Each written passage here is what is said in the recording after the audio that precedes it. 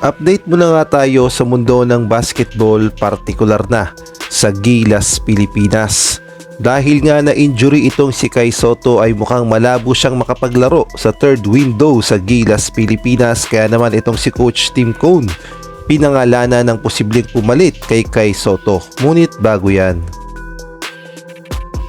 pakipindot naman ang like, subscribe at ang notification bell para updated ka sa lahat ng aking ina-upload. At kung gusto mong magpa-member sa aking channel ay pindutin mo lamang ang join at automatic ka na sa mga shoutout. Bad news nga ito para sa lahat ng Gilas fans dahil ang ating kababayang si Kai Sotto ay na-injury pa sa Japan matapos tamaan ang kanyang paa. Dito nga makikita natin na tumabingi ang paa ni Kai Sotto at ayon nga sa mga report ay nagkaroon siya ng ankle injury. Kaya naman sa paparating na third window ng FIBA Asia Cup qualifiers next month sa February ay mukhang tagilid na makapaglaro itong si Kai Sotto para sa Gilas, Pilipinas.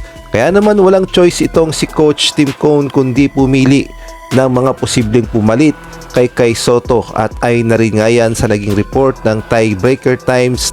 Kaya naman pakinggan natin ang buong sinabi ni Coach Tim Cone.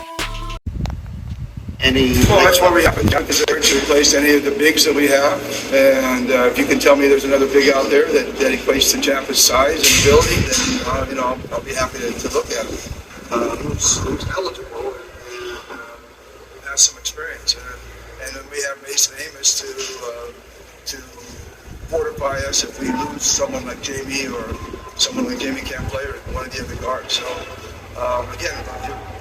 So lumalabas nga na walang planong kumuha ng ibang Gilas players itong si Coach Tim Cone, bagkus ang ipapalit niya nga ay itong si Japet Aguilar at si Mason Amos. Kaya nga napili itong si Japet Aguilar dahil unang-una ay veterano na sa Gilas, Pilipinas at alam niya na ang sistema ni Coach Tim Cone, kaya naman siya talaga ang pinagkakatiwalaan kahit may edad na.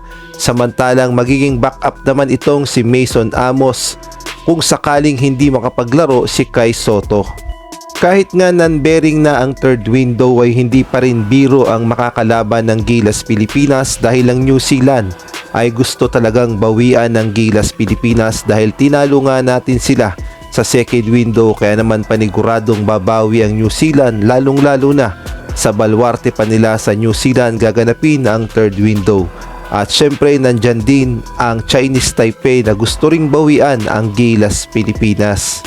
Samantalang marami naman ang nagtatanong kung bakit hindi nga ba pinapollow up ng SBP ang sinasabi nga ni Melora Brown na kanyang Philippine passport, dahil sabi niya nga ay handa siyang magpakita ng Philippine passport, ngunit magpasa hanggang ngayon ay wala pang ang balita kung may passport ba siya o wala.